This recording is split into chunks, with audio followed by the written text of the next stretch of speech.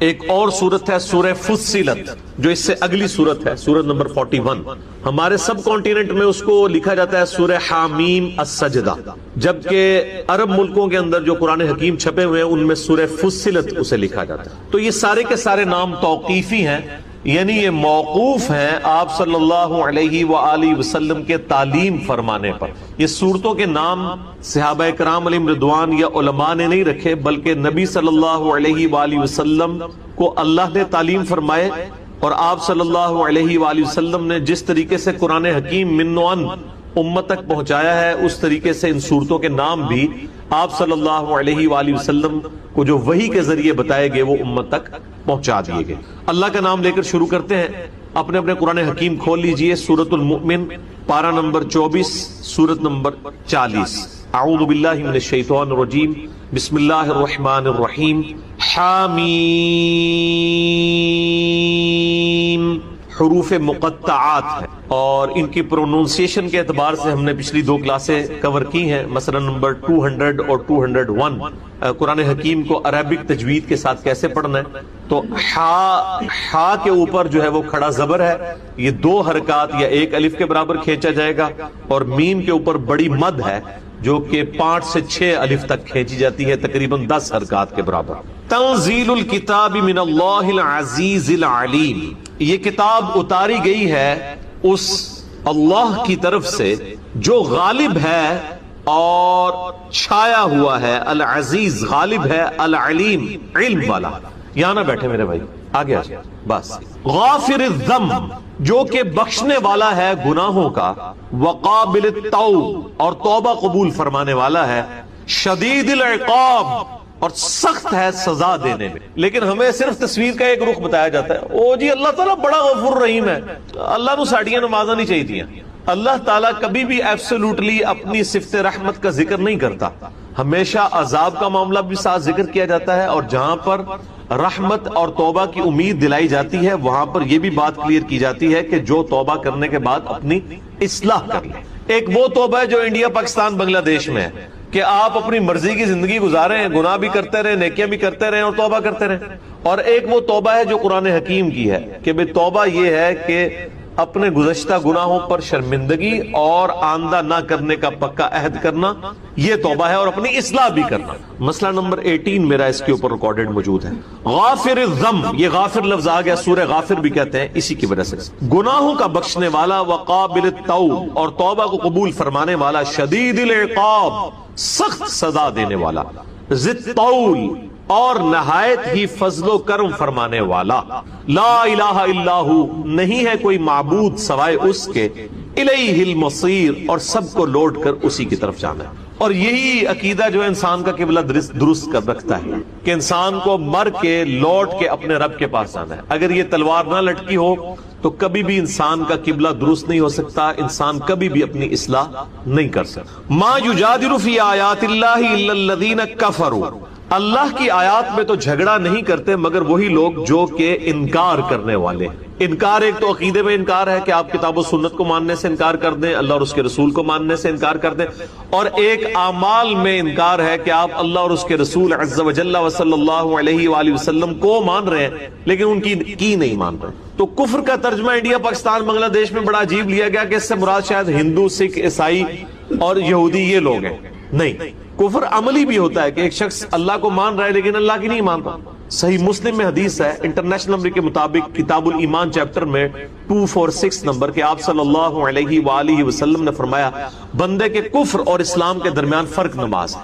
اب وہ پاکستان کے شناختی کارڈ میں تو مسلمان لکھا جائے گا، نام مسلمانوں والا ہے، نماز نہیں پڑھ رہا، عملاً تو کافر ہے۔ اکثر لوگ جناب پوچھ رہے ہوتے ہیں باہر کے ملکوں سے، او جی جناب وہ یہاں پہ ہم اپنے مردوں کو کافروں کے قبرستان میں دفنا دیا کریں، کیونکہ ہم نے علماء سے سنا ہے کہ کافروں کے علماء جو ہیں، جو کافروں کے قبرستان ہیں وہ عذاب کی اماجگاہ ہیں، اس لیے ہم اپنے دوسرے ملکوں میں لاشیں بھجواتے ہیں واپس اپنے مسلمان ملکوں میں، اور لیکن اس میں پھر تردد ہوتا ہے، 8-8 10-10 دن کی ذلت کاٹنی پڑتی ہے، پھر وہ سارے عذاب ہی نکال لیتے ہیں، پیچھے بھی رشتہ دار سارے ٹنگے ہوتے ہیں، پوری زندگی وہ فون سنتے رہتے ہیں ان کے، اور مرنے کے بعد 1 ہفتے کی سزا ان کو یہ بھی ہوتی ہے کہ لاش کا بھی انتظار کرنا پڑتا ہے۔ وہ زیادہ تکلیف ان کو کاٹنی پڑتی پچھلے رشتہ داروں کو. اور لوگ وہاں پہ اس لیے نہیں دفنا رہے ہوتے کہ جی وہ کافروں کا قبرستان ہے.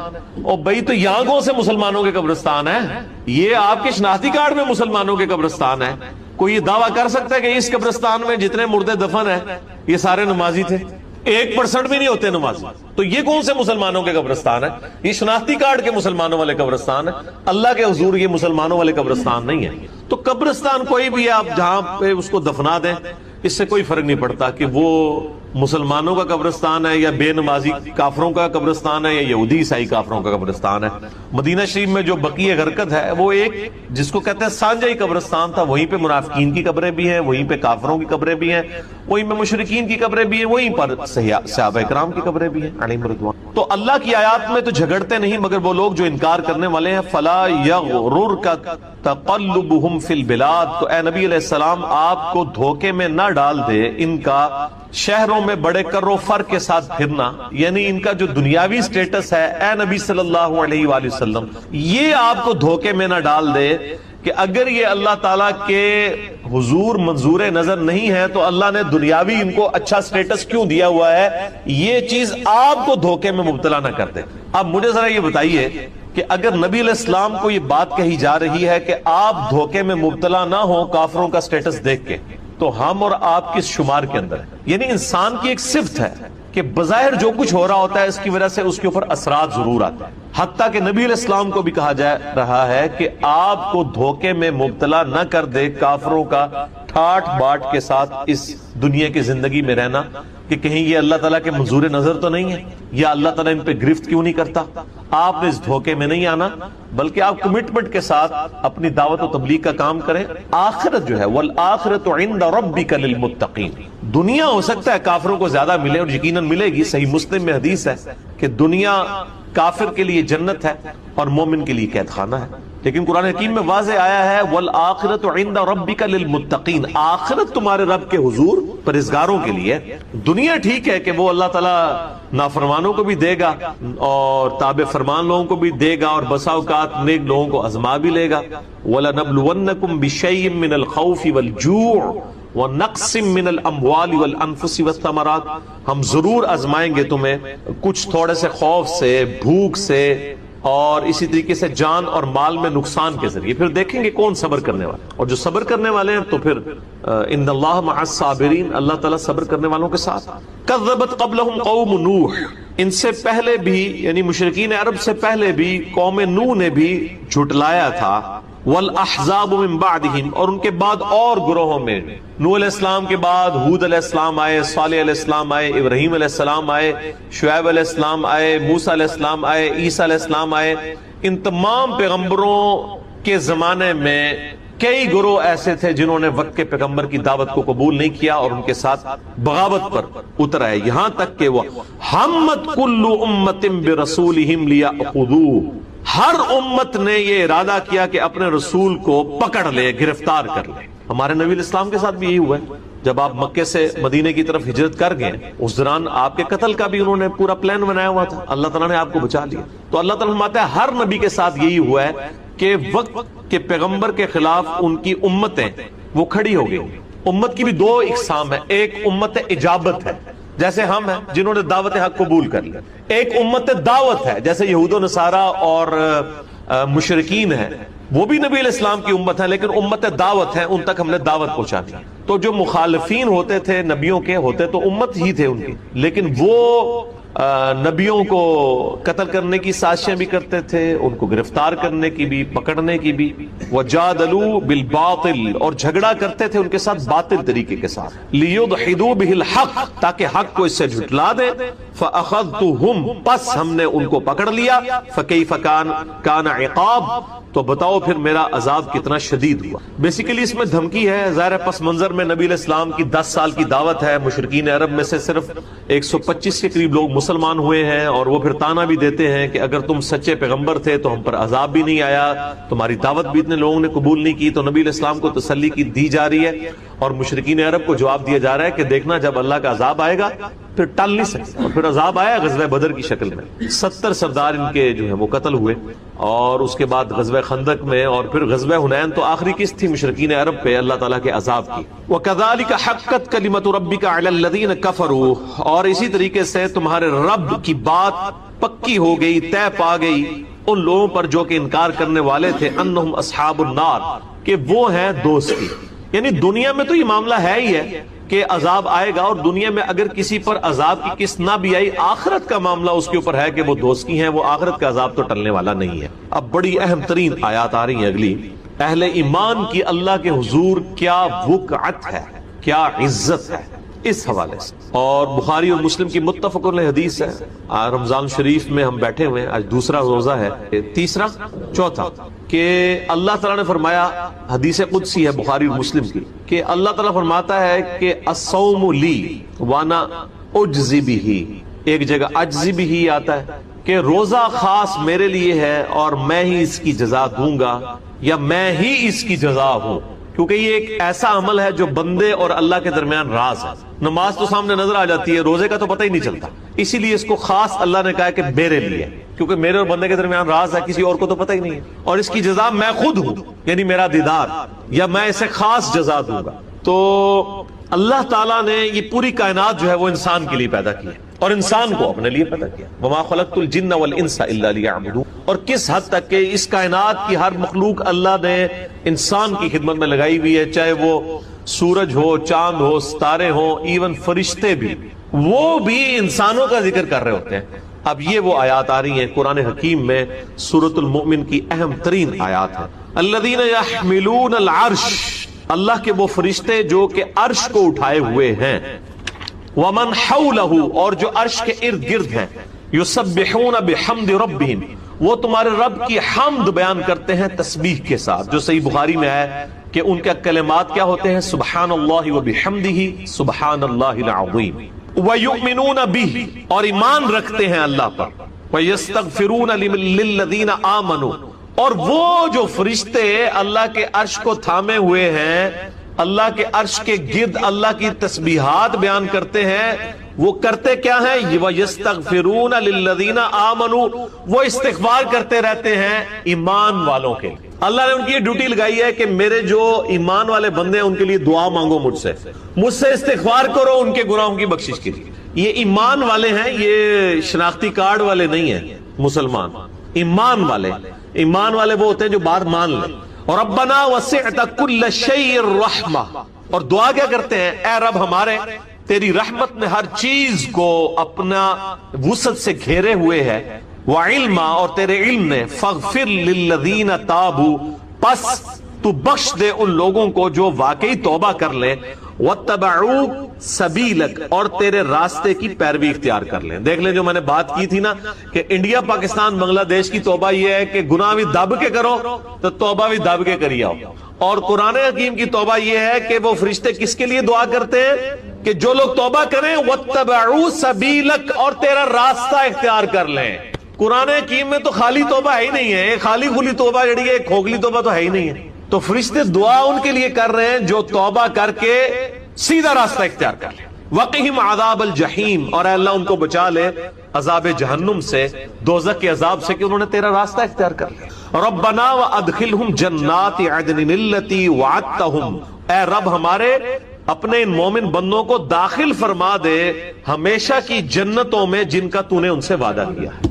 دیکھیں فرشتوں کو کون سی مصیبت پڑی ہوئی ہے کہ وہ ہمارے لیے دعا کریں، ان کے لیے تو کوئی مسئلہ نہیں ہے. لیکن انسان کتنی اہم مخلوق ہے، اللہ کی کریشن کا کیسا کلائمیکس ہے کہ فرشتے بھی، عرش کو تھامنے والے فرشتے اور اس کے گرد طواف کرنے والے فرشتے، وہ بھی یہ دعا کر رہے ہیں، اللہ جو توبہ کریں، جو سیدھا راستہ اختیار کر لیں، اے اللہ ان کو معاف کر دے، ان کو ایسی ہمیشہ کی جنتوں میں داخل فرما جن کا تو نے ان سے وعدہ کیا ہے، انہیں دوزخ کے عذاب سے بچا لے. ومن صلح من آبائہم وازواجہم وذریاتہم، اور اے اللہ جو کوئی نیکوکار ہیں ان کے والدین میں سے، ان کی بیویوں میں سے، ان کے بچوں میں سے بھی، ان کو بھی جنت میں ان کے ساتھ کر لیں. اللہ اکبر کبیرہ والحمدللہ کثیرہ وسبحان اللہ بکرۃ واصیلا. یہی وہی آیت ہے جس کا میں اکثر ذکر کرتا تھا کہ اگر کسی شخص کی اولاد نیک ہے ماں باپ اتنے نیک نہیں ہیں لیکن 33 نمبر لے کے پاس ہو چکے ہیں وہ، یعنی وہ نماز روزہ سب کچھ کرتے ہیں اور بالکل ڈیٹم پوائنٹ پہ وہ جنت تک پہنچنے میں کامیاب ہو گئے ہیں، لیکن اولاد جو ہے وہ جنت کے اعلیٰ ترین درجے میں ہے، ماں باپ جو ہے وہ بالکل ریتی نمبر لے کے پاس ہوئے ہیں۔ تو اللہ تعالیٰ ان فرشتوں کی دعا کی برکت سے اور اس نیک بندے کی لاج رکھتے ہوئے ان کے ماں باپ بیوی بچوں کو بھی اعلیٰ درجے کی جنت میں ساتھ کر دے گا۔ یہ تو بہت بڑی ایک انسینٹیو ہے، میرا لئے شاید اسی لیے لوگ اپنا ایک بچہ حافظ قرآن بنا رہے ہوتے ہیں۔ انہوں نے نہیں جانا پائی ایک کنو کٹ لو، ایڑے لولے لنگڑے حافظ قرآن تو بنا کے کٹ رہے ہو نا، انہوں تے فضیلت نہیں ہے۔ قرآن کے حلال کو حلال جاننے والا، حرام کو حرام جاننے والا، قرآن پہ عمل کرنے والا۔ آپ میرا یوٹیوب پہ ذرا کلپ لکھیں حافظ قرآن کی فضیلت تو پتہ چلے کہ اس طرح دا حافظ قرآن تو شاید لکھیں جی کی بھی نہ تو لبے، لاکھوں میں ایک حافظ قرآن بھی ایسا نہ ملے جس کے بارے میں یہ فضیلت آئی ہے۔ تو یہ بات یاد رکھیے گا، جس طرح آپ کے کھانے سے آپ کا پیٹ بھرنا ہے نا، کسی اور کے کھانے سے آپ کا پیٹ نہیں بھرنا، اسی طریقے سے آپ نے نیک عمل اختیار کرنے ہیں تو آپ نے جنت میں جانا ہے، آپ کے بچوں کی جیسے آپ نے جنت میں نہیں جانا۔ کیونکہ یہ الفاظ دیکھیں وَمَنْ صَلَحَ، اور اے اللہ ان نیک بندوں میں سے وَمَنْ صَلَحَ جو نیکوکار ہیں، من آبائہم ان کے آباء و اجداد میں، وَأَزْوَاجِهِمْ ان کی بیویوں میں، وَذُرِّيَّتِهِمْ اور ان کی اولاد میں۔ یعنی یہ جو نیک بندہ ہے اگر اس کے ماں باپ بیوی بچے نیک ہیں تو ان کو ساتھ کر دیں۔ کلیئر ہو گیا؟ اے نہیں کہ پتر حافظ قرآن ہے پیو جڑا ہے وہ چرسی پوڈری ہے تو وہ بھی نال ہو جائے گا، نہیں۔ وَمَنْ صَلَحَ جو صالح ہے اللہ، اگر ان کے ماں باپ صالح ہیں یعنی وہ ریتی نمبر لے کے پاس ہو کے جنت میں پہنچ چکے ہوئے ہیں، تو یہ تو چونکہ اعلیٰ کلاس میں ہے دنیاوی اعتبار سے، یہ تو رہ رہا ہے F11 کے اندر، ٹھیک ہے نا جی۔ اور ماں باپ جو رہ رہے ہیں وہ جناب رہ رہے ہیں 22 نمبر چنگی پہ بکرا منڈی، تو یا اللہ ان کو F11 میں کر دے ساتھ، ٹھیک ہو گیا جی۔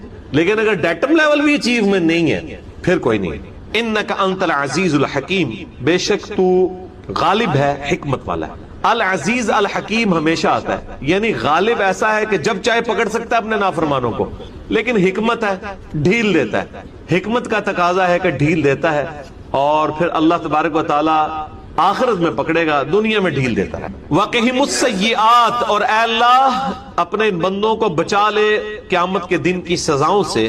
وَمَن تَقِ السَّيِّئَاتِ اور اے اللہ جس کو تو نے اس دن سزا سے بچا لیا، ان سزاؤں سے بچا لیا، یومئذ اس دن، فقد رحمتا تو اصل رحمت تو نے اس کے اوپر فرمائی، یعنی اصل رحمت یہ ہے کہ قیامت والے دن کوئی اللہ کے عذاب سے بچ جائے۔ یہ فرشتے کہہ دے ہیں وہ عقل نہ ہوئے تھے موجہ ہی موجہ، عقل ہوئے تھے سوچے ہی سوچا۔ یہاں لوگ کہتے ہیں کسی کے پاس مال دولت دنیاوی سٹیٹس زیادہ، کہتے ہیں اللہ کا بڑا کرم ہے اس سے۔ فرشتے کیا کہہ رہے ہیں؟ اللہ جس دن قیامت قائم ہوگی اس دن جو تو اپنی رحمت سے کسی کو عذاب سے بچا لے، اصل میں تیری رحمت اس دن اس بندے پہ ہوئی، دنیاوی سٹیٹس تو کوئی سٹیٹس نہیں ہے۔ وَذَلِكَ هُوَ الْفَوْزُ الْعَظِيمُ اور یہ تو بہت بڑی کامیابی ہے، یہی تو ہے بڑی کامیابی۔ اب اگلی آیت بھی سورہ المومن کی بڑی سخت ترین آیت ہے قرآن حکیم میں، اور اسی پہ میرا پچھلی دنوں جو مسئلہ نمبر 196 ریکارڈ ہوا تھا، کاش میں دنیا میں واپس جا سکتا، اس میں میں نے کراس ریفرنس کے طور پہ یہ آیت کوٹ کی تھی، اور اس کا کلپ بھی یوٹیوب پہ الگ سے چڑھا ہوا ہے، اور اس کا عنوان ہے کیا اللہ کو بھی تکلیف ہوتی ہے؟ اللہ کو بھی تکلیف ہوتی کن معنوں میں؟ وہ یہ آ رہی ہے آیت سورۃ المؤمن آیت نمبر 10، ان الذین کفروا ینادون لمقت اللہ اکبر من مقتکم انفسکم، بے شک وہ لوگ جنہوں نے دنیا میں کفر اختیار کیا، اللہ کی نافرمانی کی، ناشکری کی روش اختیار کی، ینادون ان کو قیامت دن ندا کی جائے گی، لمقت اللہ اکبر من مقتکم انفسکم، آج جو تمہیں اپنی جان سے بیزاری ہو رہی ہے، جو آج تم تکلیف کاٹ رہے ہو، اللہ کو اس سے زیادہ تکلیف اور بیزاری ہوتی تھی دنیا میں، اذ تدعون الی الایمان جب تمہیں ایمان کی طرف بلایا جاتا تھا، فتکفرون تو تم ناشکری کی روش اختیار کرتے تھے۔ اللہ تعالیٰ فرماتا ہے کہ دنیا میں جب تمہیں میری طرف بلایا جاتا تھا اور تم میری دعوت کو قبول نہیں کرتے تھے، مجھے اس سے زیادہ بیزاری اور تکلیف ہوتی تھی جو بیزاری اور تکلیف آج تمہیں ہو رہی ہے اللہ کے عذاب کی وجہ سے۔ اس سے کوئی سخت آیت ہو سکتی ہے قرآن کی؟ یہ تو وہی طریقہ ہے جس طرح ہم یعنی بغیر مثال کے، میں ریزیمبلنس کے بغیر بات کر رہا ہوں، چھوٹے بچے نہیں کہتے کہ ہوں پتہ لگا بچو جی یہ وہ چیز ہے، کہ دنیا میں جب تمہیں میری طرف بلایا جاتا تھا اور تم روگردانی کرتے تھے، تم کہتے تو اپنی قبر جانا ہے یار، میں اپنی قبر اپنی بڑی پلی نبھاؤ، تو اللہ تعالیٰ ماتا ہے مجھے اس سے زیادہ تکلیف ہوتی تھی جو آج تمہیں اپنی جانوں سے تکلیف ہو۔ اب وہ کیا کہیں گے؟ اب کیا کہہ سکتے ہیں؟ رونا پیٹنا ہی ہے ان کا۔ وہ کہیں گے قالوا ربنا امتنا اثنتین واحییتنا اثنتین، اے رب ہمارے تو نے ہمیں 2 دفعہ موت دی اور 2 دفعہ زندگی دی، فاعترفنا بذنوبنا، تو آج ہمیں اعتراف ہے کہ ہم تیرے مجرم ہیں، ہم دنیا میں گناہوں کی زندگی گزارتے تھے، فہل الی خروج من سبیل، تو کیا آج کوئی راستہ ہے کہ ہم یہاں سے بھی نکل جائیں؟ اوہ ہائے۔ اب یہ بڑی امپورٹنٹ آیات ہیں، یہ میں نے حیات مسیح اور نزول مسیح علیہ السلام میں بھی یہ بیان کیا تھا، سورۃ البقرہ میں بھی آتا ہے، وہی اللہ ہے جس نے تمہیں زندگی دی، پھر موت دی، پھر زندہ کرے گا، پھر مارے گا، پھر دوبارہ زندہ کرے گا۔ 2 زندگیاں اور 2 موتیں کیا ہیں؟ جب اللہ تعالیٰ نے پہلی دفعہ انسان کو پیدا کیا تو پھر انسان کو موت دے کے سلا دیا، وہ پہلی موت تھی۔ اس کے بعد دنیا کی جب زندگی میں آیا تو یہ پہلی زندگی تھی، پھر دنیا کی زندگی میں جب موت ہو گئی یہ دوسری موت ہوئی، اور آخرت کی زندگی میں زندہ ہوا تو یہ دوسری زندگی۔ تو اب وہ کیا کہیں گے جو اللہ کے مجرم لوگ ہیں، چاہے وہ یہودی عیسائی تھے یا مسلمان تھے، وہ کہیں گے اے اللہ تو نے ہمیں 2 دفعہ موت دی، 2 دفعہ زندگی دی، یہ تو ہم ایکسپیرینس کر چکے ہیں، کیا اب اس سے بھی اگلا کوئی راستہ موجود ہے کہ چلو ہن اسی توبہ کر لینا، اگے اسی صحیح ہو جاواں گے؟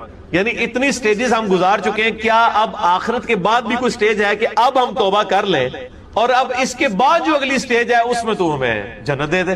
نا، یہی تو میرے لیکچر کا عنوان ہے، کاش میں دنیا میں واپس جا سکتا۔ وہ سورہ سجدہ میں آیا ہے کہ لوگ کہیں گے کہ اے نبی کاش تم وہ وقت دیکھ لو جب مجرم لوگ اپنے رب کے حضور سر جھکائے کھڑے ہوں گے اور کہیں گے کہ اے اللہ میں ایک دفعہ دنیا میں واپس بھیج دے تو ہم نیکوکاروں کی روش اختیار کریں گے۔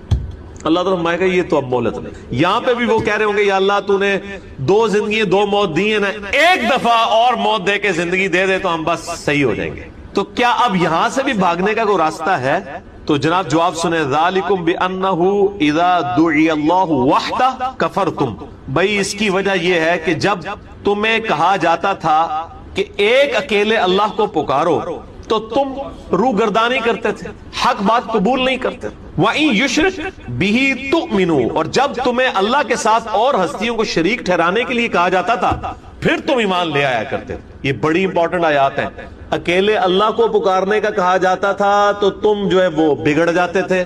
یہ آیات اس سے پچھلی سورت میں بھی آئی ہیں، سورہ الزمر میں، کہ جب اکیلے اللہ کا ذکر ہوتا ہے ان کے دل بیٹھنا شروع کر دیتے ہیں، جب اور ہستیوں کے ساتھ ذکر کرتے ہیں خوشیاں منانا شروع کر دیتے ہیں۔ یہاں پہ بھی اللہ فرماتا ہے جب دنیا میں کہا جاتا تھا اکیلے اللہ کو پکارو تم انکار کرتے تھے، اور جب اللہ کے ساتھ اور ہستیوں کو شامل کیا جاتا تھا تو پھر تم ماننے کے لیے تیار ہو جاتے تھے۔ فالحکم للہ العلی الکبیر، پس اختیار تو اللہ ہی کا ہے جو بلند ہے اور بڑائی والا ہے۔ یعنی آخرت میں تو پھر سب کو پتا چل جائے گا کہ کوئی نہیں ہے جو دھونس کے ساتھ بچا سکے۔ یہاں تو کہتے ہیں نا جناب، ہمارے پیر صاحب نے کہا میں اس وقت تک جنت میں نہیں جاؤں گا جب تک کہ اپنے سارے مریدین جنت میں نہ لے جاؤں۔ یہ یہاں پہ ہے، مار لیں جتنی گپیں مارنی ہے میرے بھائی، آخرت میں تو پھر لگ پتا جائے گا، سارے لین حاضر ہوئے ہوں گے۔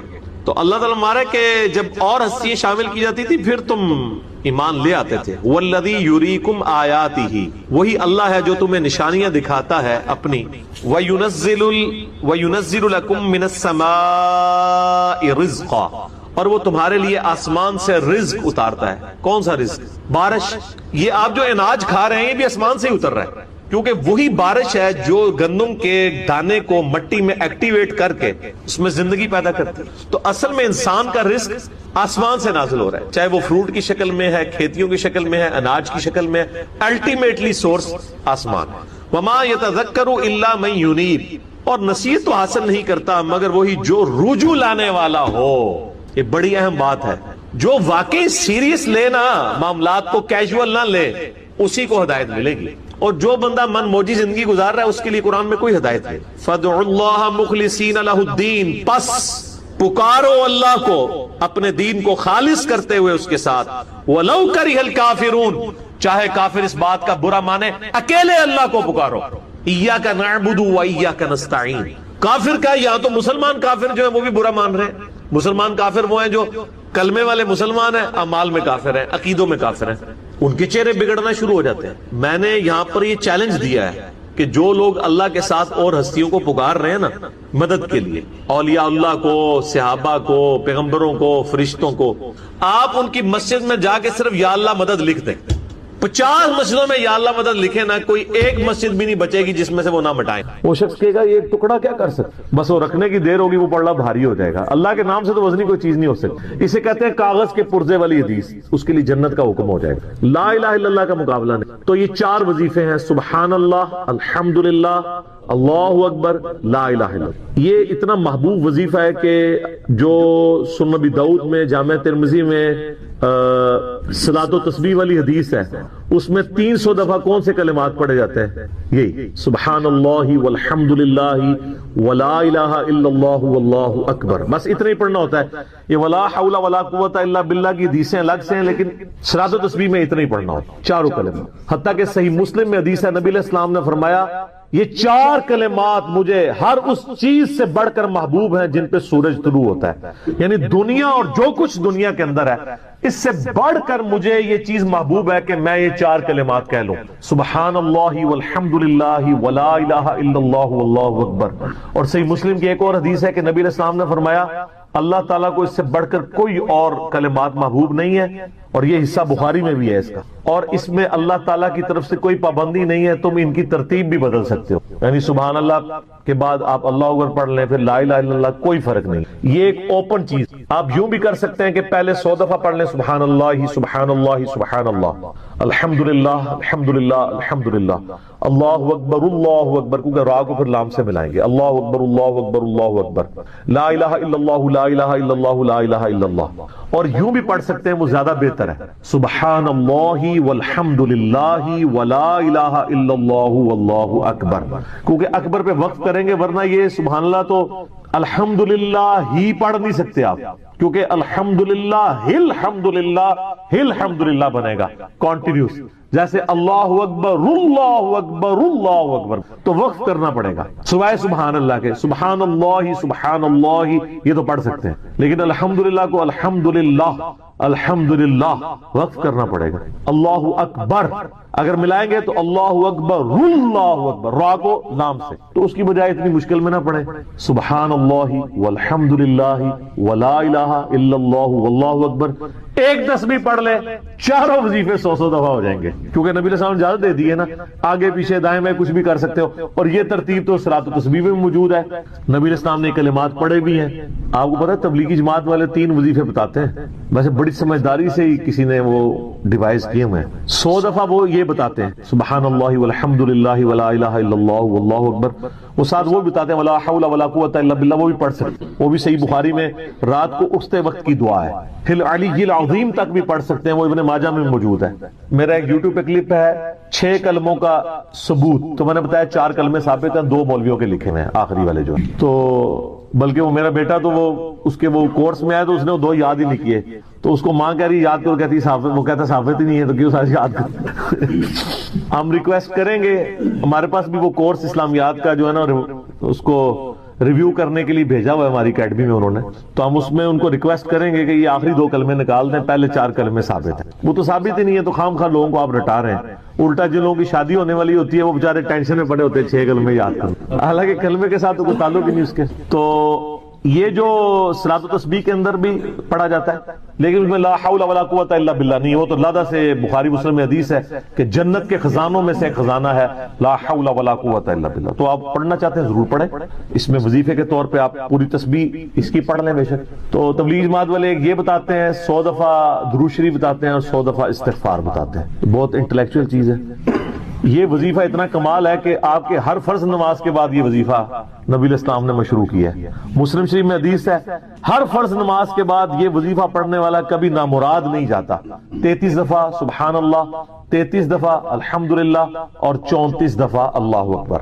اور ایک حدیث میں ہے مسلم شریف کی کہ جو پڑھے 33 دفعہ سبحان اللہ، 33 دفعہ الحمدللہ، 33 دفعہ اللہ اکبر اور 100 کا عدد پورا کرنے کے لیے پڑھ لے لا الہ الا اللہ وحدہ لا شریک لہ लहुल मुल्क व लहुल हम्द व हुवा अला कुल्ली शैइन कदीर। 100 का अदद इससे भी पूरा कर सकते हैं और 100 का अदद अल्लाहु अकबर कह के भी पूरा कर सकते हैं, तो उसके सारे गुनाह माफ कर दिए जाएंगे, अगरचे समुंदर की झाग के बराबर ही क्यों ना हो। लेकिन वो सगीरा गुनाह, कबीरा गुनाह सिर्फ तौबा से माफ होते हैं। वो सही मुस्लिम में हदीस है कि अगर बड़े गुनाहों से बचा जाए तो एक जुम्मे से दूसरा जुम्मा, एक रमजान से दूसरा रमजान और एक नमाज से दूसरी नमाज दरमियान के गुनाहों का कफारा बन जाएगी। लेकिन जो नमाज ही नहीं पढ़ता तो जुमा पढ़ता रहे तो वो तो बड़े गुनाहों से नहीं बचा हुआ ना। मुस्लिम शरीफ में हदीस है बंदे के कुफ्र और इस्लाम के दरमियान फर्क नमाज है। ये ना हो गया एक रमजान पढ़ ले, अगर रमजान के बीच चले सारे, नहीं ना, इस तरह नहीं होगा। तो ये वजीफा इतना कमाल है, बुखारी मुस्लिम दोनों में हदीस है। कुछ गरीब साहबा हुजूर के पास है, या रसूलल्लाह हर मुकाबले में हम बराबरी कर लेते हैं अमीर असहाब की, वो रोजे रखते हैं हम भी रोजे रख लेते हैं, वो नमाजें पढ़ते हैं हम भी नमाजें पढ़ लेते हैं, वो जिहाद करते हैं हम भी जिहाद कर लेते हैं, एक मामले में आके हम मारे जाते हैं। कुरान में बार बार है अल्लाह की राह में खर्च करो, हम तो खुद ही गरीब हैं, तो आप हमें कोई इसका हल तजवीज करें। तो आप मैं तुम्हें एक ऐसी चीज बताता हूं कि तुम उनकी बराबरी कर लोगे। तुम हर फर्ज नमाज के बाद 33 दफा सुभान अल्लाह, 33 दफा अल्हम्दुलिल्लाह, 34 दफा अल्लाह अकबर पढ़ लिया करो। ये बुखारी मुस्लिम दोनों में। कुछ दिनों के बाद फिर वो हाजिर हुए, या रसूलल्लाह वो तो अमीर साहबा को भी पता चल गया, वो भी यही कुछ पढ़ रहे हैं, अब हम क्या करें। तो उसी तक लो जनाब, तुसी ग्रीन कार्ड दे ते ब्लू कार्ड दे चक्कर पे हो, दुनिया दे आखिरत के नहीं। साहबा कराम आखिरत के ब्लू और ग्रीन कार्ड की बात कर, तो नबी अलैहिस्सलाम मुस्कुराए, आपने फरमाया ज़ालिका फज़लुल्लाह युती मन यशा, ये अल्लाह का फजल है, मैं तो अल्लाह का फजल नहीं रोक सकता। तो ज़ाहिर गिवन सर्कमस्टांसेस अल्लाह के दिए हुए हैं, उसके अंदर आप बेस्ट परफॉर्म करना। अल्लाह के फजल को तो कोई रोक नहीं लगा सकता। कोई ये नहीं कह सकता कि जी वो यानी तेरे होते जन्म लिया होता क्यों नहीं हुआ, हो सकता है बुझाल ही होता। तो जिस हाल में अल्लाह ने रखा है उसी को आप बेहतर समझो। तो इस तरह की कई अहादीस हैं जो इन वजीफों को सपोर्ट। अच्छा, मुस्लिम शरीफ में एक हदीस में ये भी आया कि 10 दफा सुभान अल्लाह, 10 दफा अल्हम्दुलिल्लाह और 10 दफा अल्लाह। अगर किसी पास टाइम थोड़ा है ना तो फर्ज नमाज के बाद ये भी पढ़ सकते, 10 दफा भी वजीफा ये वाला किया जा सकता। एक बड़ी दिक्कत अंगेज है, हमारे यूसुफ भाई ने इस पे क्लिप भी बनाया है, सिफीन की रातों में। बुखारी मुस्लिम दोनों में हदीस है, मौला अली अलैहिस्सलाम खुद रवायत कर रहे हैं। वो कहते हैं कि नबी अलैहिस्सलाम को जब अल्लाह ने कुछ शादगी दी, कुछ गुलाम आपको गिफ्ट मिले, तो मैंने फातिमा से कहा कि तुम पूरा दिन घर की सफाई करती हो, चक्की चलाती हो, उसकी वजह से उनके हाथ पे भी निशान बन गए थे, इस तरीके से सामान उठा के लाती थी तो रस्सी के निशान यहाँ पड़े हुए थे। तो नबी अलैहिस्सलाम से जाके जो है वो एक गुलाम डिमांड कर लेते हैं जो हमें जरा हेल्प आउट कर देगा, जब सबको मिल रहा है तो हमें भी मिल जाएगा। तो सईदा फातिमा हाजिर हुई, ये हदीस बुखारी में भी है मुस्लिम में भी। तो हुजूर अलैहिस्सलाम के पास गई, बात नहीं, तबीयत में तरबियत किसकी थी सर, बोल्डनेस नहीं थी वो, हालांकि बाप है और हुजूर को पता था अपनी बच्ची की, तो वो गई, बात नहीं कर सकी, वापस चली गई। तो हुजूर अलैहिस्सलाम महफिल बर्खास्त हुई, आप खुद आ गए। सर वो हदीस कमाल है। मौला अली कहते हैं मैं और फातिमा एक चादर में लेटे हुए थे और नबी अलैहिस्सलाम हमारे घर में आए और पांव की जानिब से नबी अलैहिस्सलाम हमारे बिस्तर में दाखिल हुए, हत्ता कि आपके पांव की ठंडक हमने अपने सीने पे महसूस, यानी हुजूर अलैहिस्सलाम ने पांव की जानिब से अपने पांव एंटर किए और वो पांव सईदा फातिमा और मौला अली के सीने तक पहुंच गए, तो उन्होंने उनको सीने से लगा लिया। सर ये फ्रैंकनेस किसी सहाबी को नसीब हो सकती? तो आपने फरमाया वो फातिमा तुम आई थी, कोई काम था? सईदा फातिमा से फिर भी बात नहीं। तो हजरत अली कहते हैं मैंने ना फिर कहा या रसूलल्लाह वो मैंने ही भेजा था, पूरा दिन काम करती है।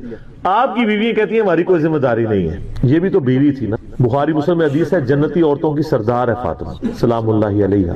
तो मैंने गुलाम के लिए अर्ज किया था ये थक जाती है, हमें हेल्प आउट कर देगा। आपने सलाम फरमाया मैं तुम्हें इससे बेहतर ना चीज अता करूं? कहा या रसूल अता करें। यानी आप लोग तो समझ रहे होंगे कि गुलाम मांगा है तो शायद एक घोड़ा भी साथ गिफ्ट मिल जाएगा। उनका जब रात को बिस्तरे पे जाने लगो ना तो 33 दफा सुभान अल्लाह, 33 दफा अल्हम्दुलिल्लाह और 34 दफा अल्लाह अकबर पढ़ लिया करो, ये तुम्हारे लिए उस गुलाम से भी बेहतर है, यानी सारे दिन की थकावट उतर जाएगी। सर ये बहुत बेहतरीन वजीफा है। तो अच्छा ये हदीस मौला अली पूरी जिंदगी सुनाया करते थे क्योंकि हजरत फातिमा और मौला अली की एक मोहब्बत बड़ी मिसाली थी। तो लोग भी जो है ना वो मौला अली से पूछा करते थे फातिमा वाली हदीस, तस्बीह फातिमा, इसे तस्बीह फातिमा इसलिए कहा जाता है। तो ये हदीस जब बयान की मौला अली ने तो आगे ने ताबी ने पूछ लिया, बुखारी मुस्लिम दोनों में, कि हजरत अली कहते हैं कि वो दिन है, आज का दिन है, मैंने कभी ये वजीफा छोड़ा नहीं है। सर इस्तकामत तो खुद मिल जाती है, जिसके बिस्तरे में जाके नबी अलैहिस्सलाम वजीफा सिखा रहे हो तो वो पूरी जिंदगी इस वाक़े को कभी भूल सकता है कि मुझे खुद आके मेरे बिस्तरे में आके اور حتیٰ کہ آپ کے قدم مبارک میرے سینے سے لگے تھے، اس حال میں حضور نے مجھے یہ تحفہ دیا ہے، وہ تحفہ کوئی بھلا سکتا ہے؟ تو تابعی نے کہا کہ مولا علی سے کہا کہ کیا جنگ صفین کی راتوں میں بھی آپ یہ وظیفہ پڑھا کرتے؟ جب مسلمانوں پہ اتنا مشکل وقت تھا، آپ میدان جنگ میں تھے، آپ دیکھیں 30 سال کے بعد مولا علی کو تلوار دوبارہ اٹھانا پڑی اسلامی نظام کو بچانے کی، تو مولا نے کہا ہاں صفین کی راتوں میں بھی میں نے کبھی یہ وظیفہ نہیں چھوڑا۔ تو اس پہ وہ کلپ بنایا تھا صفین کی راتوں میں، یہ اتنا کمال کا وظیفہ۔ اللہ تعالیٰ ہمیں اس وظیفے پہ استقامت دے، اور کچھ نہ کر سکیں یہ ضرور کیا کریں۔ بخاری مسلم حدیث ہے، عائشہ کہتی ہیں نبی علیہ السلام نے فرمایا کہ اللہ تعالیٰ کو سب سے بڑھ کر محبوب عمل وہ ہے جو مستقل مزاجی سے کیا جائے، خواہ تھوڑا ہی کیوں نہ ہو، بنسبت اس عمل کے جو بہت زیادہ ہو لیکن مستقل مزاجی سے نہ ہو۔ ایک بندہ ایک دن 1000 دفعہ سبحان اللہ پڑھتا ہے، اگلے دن 10 دفعہ پڑھتا ہے، اس سے بہتر روزانہ ہی 10 دفعہ پڑھ لے۔ تو یہ وظیفہ 100 دفعہ پڑھنے کے لیے کوئی زیادہ ٹائم ریکوائرڈ نہیں ہوتا۔ آپ روٹین میں آپ پاس دونوں آپشن ہے، الگ الگ کر کے پڑھ لیں تب بھی ٹھیک ہے، ایک ہی دفعہ میں پڑھ لیں سبحان اللہ والحمدللہ ولا الہ الا اللہ واللہ اکبر تب بھی درست۔ اور فرض نماز کے بعد تو اور کوئی وظیفہ، ایک آیت الکرسی والا وظیفہ اور یہ تسبیح فاطمہ والا وظیفہ اور تکبیر بلند کرنا، استغفار پڑھنا، اللہم انت السلام منک السلام، سارے اذکار اس میں لکھے ہوئے ہیں۔ چند ایک وظائف تو ضرور پڑھیں، اور اس میں یہ والا وظیفہ کبھی نہ چھوڑیں، یہ بہت ایکسٹرا آرڈنری ہوتا ہے۔ روزے کی جو ٹائمنگز ہیں، یعنی سحری اور افطاری کی، یہ بھی اکثر لوگ پوچھ رہے ہوتے ہیں کہ ہم نے اذان کو فالو کرنا ہے یا ٹائمنگ کو فالو کرنا ہے۔ بھائی آپ نے ٹائم کو فالو کرنا ہے۔ اذان جو ہے وہ سحری اور افطاری کے لیے نہیں دی جاتی، اذان دی جاتی ہے آج کے دور میں اس لیے کہ نماز کے لیے آپ کو انفارم کیا جائے۔ وہ بھی خیر ہم گھڑیوں سے معاملہ چلا سکتے ہیں، لیکن وہ شعار اسلام میں سے ہے، اسے ہم چینج نہیں کر سکتے۔ اس لیے اذانیں تو سحری کی اذانیں بھی 15 منٹ تک ہوتی رہتی ہیں اور لوگ اس دوران کھاتے پیتے رہتے ہیں، تو اس طرح تو روزہ نہیں ہوگا بھائی۔ اگر آپ کا ٹائم ٹیبل بتا رہا ہے کہ آج 5:10 پہ ختم سحری ہے، تو بس آپ نے 5:09 پہ ہی کھانا پینا بند کر دینا ہے اپنے علاقے کے مطابق۔ اذان کا تو کوئی تعلق ہی نہیں ہے۔ بعض اوقات مساجد کے اندر گھڑیاں سٹینڈرڈ ٹائم پہ نہیں ہوتی ہیں، ان کو بھی 5:10 کا پتا ہے لیکن 3 منٹ گھڑی پیچھے ہے، تو ظاہر ہے وہ تو جا کے 5:13 پہ اذان دیں گے اور آپ اذان کے اوپر لائک کریں گے۔ لہذا آج کے دور میں تو یہ مسئلہ اس طریقے سے نہیں ہونا چاہیے۔ پلس افطار کے وقت بھی گھڑیوں کی ٹائمنگ کا فرق ہوتا ہے، اور پھر کچھ زدہ معاملات بھی چل رہے ہوتے ہیں۔ ہم نے تو اپنے جیلم شہر میں دیکھا ہے کہ بالکل صحیح ٹائم پہ اذان دے رہے ہوتے ہیں اہل حدیث، جیسے ہی رمضان شروع ہوتا ہے 5 منٹ پہلے اذان دینا شروع کر دیتے ہیں، جی بھی جلدی افطار کرنا ہے۔ بھئی وقت سے پہلے تو افطار نہیں کرنا۔ لہذا پہلا شرعی مسئلہ یہ ہے کہ آپ لوگوں کے پاس ٹائم ٹیبل بھی موجود ہے، گھڑی سٹینڈرڈ ٹائم ہونی چاہیے، ایپس ہیں تو ان کے ذریعے آپ دیکھ لیں، اس میں بھی جو کراچی یونیورسٹی والوں کی کیلکولیشن ہے ٹوائلٹس کے پوائنٹ آف ویو سے وہ بہترین ہے، اس کو آپ فالو کریں۔ اور اپنی جو مساجد کے اندر ڈیجیٹل واچ ہے ان کو وہ شافعی ٹائم کے اوپر آپ رکھ لیں۔ ویسے تو حنفی اور شافعی ٹائم میں فجر اور مغرب کا فرق نہیں ہے، وہ صرف عصر کا فرق آتا ہے، لیکن چلیں وہ آپ اس کو اس پہ سیٹ کر لیں اور اس کو آپ نے فالو کرنا ہے۔ 5 منٹ پہلے ہی روزہ بند کر دیں۔ اسی طریقے سے کھولنا ہے تو جب تک وہ ٹائم پورا نہ ہو جائے روزہ نہیں کھولنا، ادروائز آپ کا روزہ سرے سے نہیں ہوگا۔ یہ ایک کریٹیکل مسئلہ ہے۔ باقی قرآن حکیم میں جو میں نے آپ کو بتایا، رکوع نمبر 23 آیت نمبر 183 سے 188، اس میں بھی آیا ہے کہ آپ نے روزے کو سٹارٹ کرنا ہے طلوع فجر سے لے کر رات ہونے تک، اور رات کی ڈیفینیشن شریعت میں غروب آفتاب ہے۔ رات کے لیے یہ ضروری نہیں کہ بالکل سیاہ ہو جائے، نہیں، جیسے ہی سورج غروب ہوگا رات کا وقت شروع ہو جائے گا۔ مسئلہ نمبر 2، اذان کے دوران کھانا پینا۔